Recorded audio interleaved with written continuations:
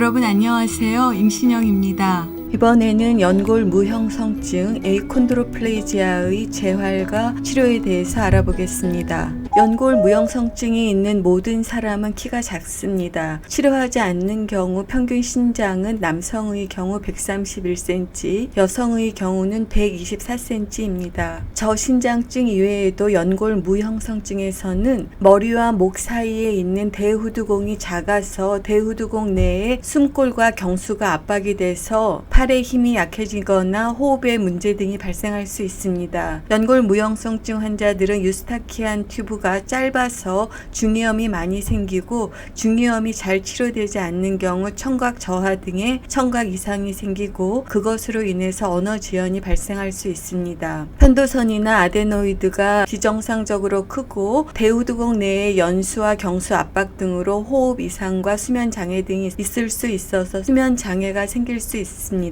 또한 관절에 문제가 생겨서 무릎 관절은 과신전되고 옷자다리가 생기는 경우가 많이 있습니다. 또한 팔꿈치 관절과 엉덩이 관절, 고관절은 완전히 펴지지 않는 구축을 보입니다. 성인이 되면서 비만이 되는 경우가 많이 있고 이것과 관련해서 심장 질환들이 많이 생길 수 있습니다. 또한 무엇보다 중요한 것은 저신장으로 인한 심리적인 스트레스입니다. 연골 무형성증의 진단입니다. 부모가 연골 무형성증이 있는 경우에 자녀는 100% 연골 무형성증입니다. 그러나 80에서 90%는 자녀의 돌연변이로 발생하기 때문에 부모는 정상입니다.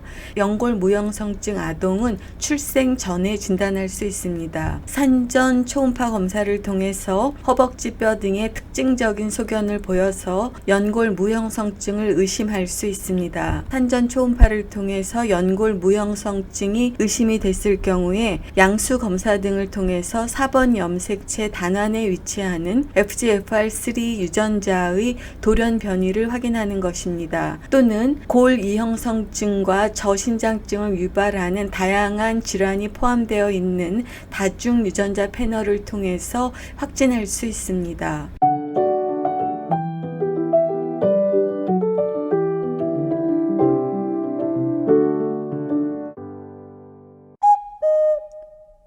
연골 무형성증의 치료와 관리에 대해서 알아보겠습니다. 연골 무형성증이 있는 모든 사람은 키가 작습니다. 그것은 FGFR3 유전자의 변이로 연골세포의 증식과 분화가 억제되어서 발생합니다. 특히 연골에서 뼈가 만들어지는 연골내 고라 과정에 이상이 발생해서 저신장증이 발생합니다. 가장 연구가 많이 되고 있는 약품 중에 하나는 성장 호르몬입니다. 인간 성장 호르몬은 직접적으로 또는 연골세포 증식에 대한 IGF-1이라는 단백질의 효과를 통해서 키의 성장을 향상시키는 것을 목적으로 하는데 단기간에 효과가 있는 것으로 보고되고 있습니다. 따라서 첫 1, 2년까지 효과가 있고 그 이후에는 효과가 별로 없습니다. 약 10년 동안 성장 호르몬 치료를 한 결과 평균 3cm에서 4cm의 키의 증가가 보고되었습니다. 인간 성장 호르몬과 타이록신이라는 갑상선 호르몬을 조합하면 10cm 정도 키가 커질 수 있습니다. 두 번째로 가장 활발하게 연구되고 있는 것은 C형 나트륨 이뇨펩티드라는 것입니다. 이것은 작년에 복수조고라는 약으로 출판되고 있고 유럽과 미국에서 사용되고 있습니다. 이 복수조고는 연골 무형성증이 있는 5세 이상의 소아에서 사용이 허가되어 있습니다. 우리나라에서는 아직 사용되지 않고 있습니다. 이 복수조고라는 약물은 C형 나트륨 이뇨펩타이드 들이고 이것은 인간의 키 성장에 중요한 역할을 하는 펩타이드입니다. 마지막으로 사지 연장술입니다. 종아리나 허벅지 또는 팔 등을 이와 같은 기구를 이용해서 사지 연장을 하는 것입니다. 가장 많이 사용되는 것이 외부에서 사지를 연장하는 것이고 뼈 안에서 사지를 연장하는 방법도 있지만 그것은 현재 많이 사용되고 있지 않습니다. 이것은 사지 연장술을 시행하는 기관에서 대해서 보고하는 것들인데, 연골 무형성증이 있었는데 이와 같은 시술을 통해서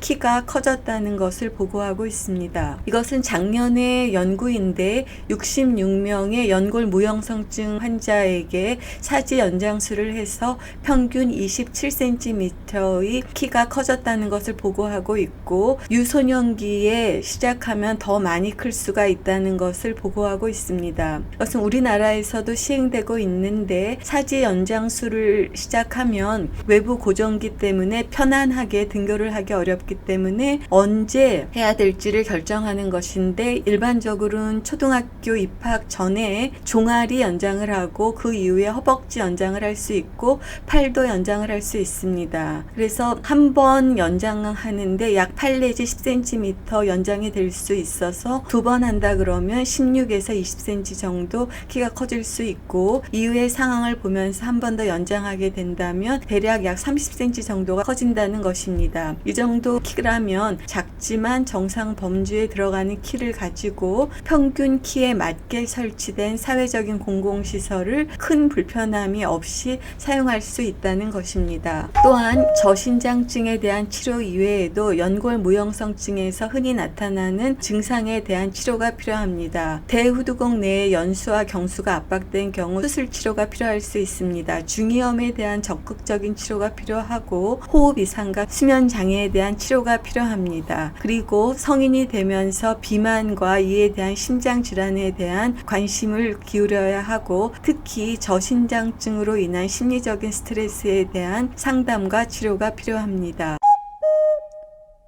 오늘은 연골 무형성증의 재활과 치료에 대해서 알아보았습니다. 치료에서 가장 많이 사용되는 약물은 성장 호르몬과 C형 나트륨 이뇨펩타이드입니다. 성장 호르몬은 첫 1, 2년에 효과가 있고 그 이후에는 효과가 크지 않은 것으로 보고되고 있고, C형 나트륨 이뇨펩타이드는 작년부터 유럽과 미국에서 사용되고 있고 효과에 대한 연구가 보고될 것으로 기대하고 있습니다. 또한 사지 연장술을 통해서 종아리와 허벅지 등에 각각 시행하면 약 20cm 이상의 사지 연장술을 시행할 수 있습니다. 그리고 저신장증 이외에 연골 무형성증에서 흔히 나타나는 여러 증상에 대한 치료, 그리고 심리적인 스트레스에 대한 상담과 치료에 대해서 말씀드렸습니다. 여러분 경청해 주셔서 감사합니다.